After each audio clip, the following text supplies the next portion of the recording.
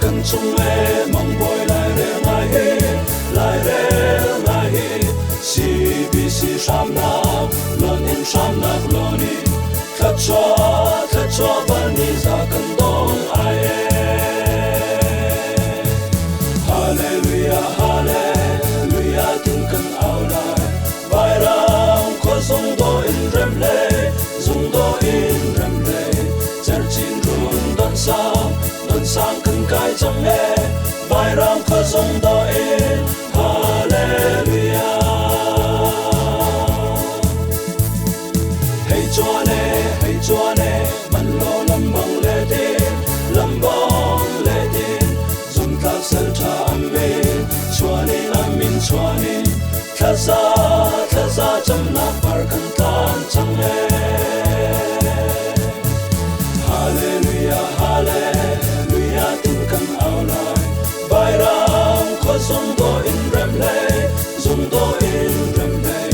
zer chin rum dan sang kan kai chang le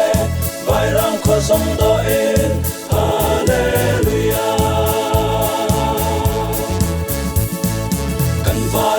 kan vane ni kung za dir lai na kan biak run le temple chuma mang zek na min cha zong za la Hallelujah Hallelujah tin kan ao lai vai ram kho song do in rem le zum do in rem le zer chin rum don sang kan kai chang le vai ram kho song do in Hallelujah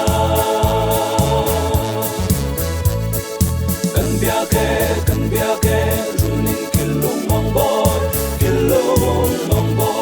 CBC che lai na sap lo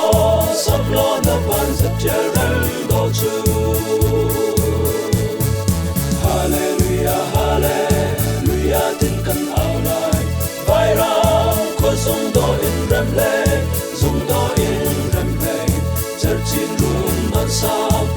sang kan kai chang le vai ram kho song do in Hallelujah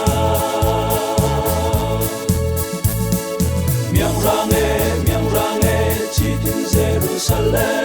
Jerusalem sum joy mai na lu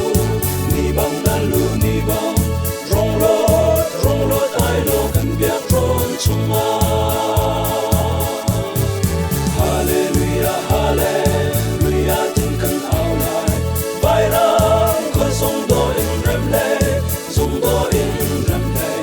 zer chin run don sang kan kai chang le vai ram kho song do in Hallelujah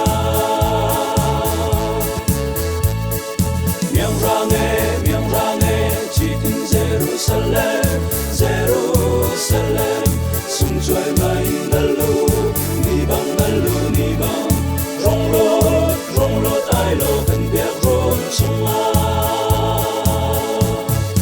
Hallelujah Hallelujah tin kan ao lai vai ram kho song do in rem le zum do in rem le zer chin run don sang kan kai chang le vai ram kho song do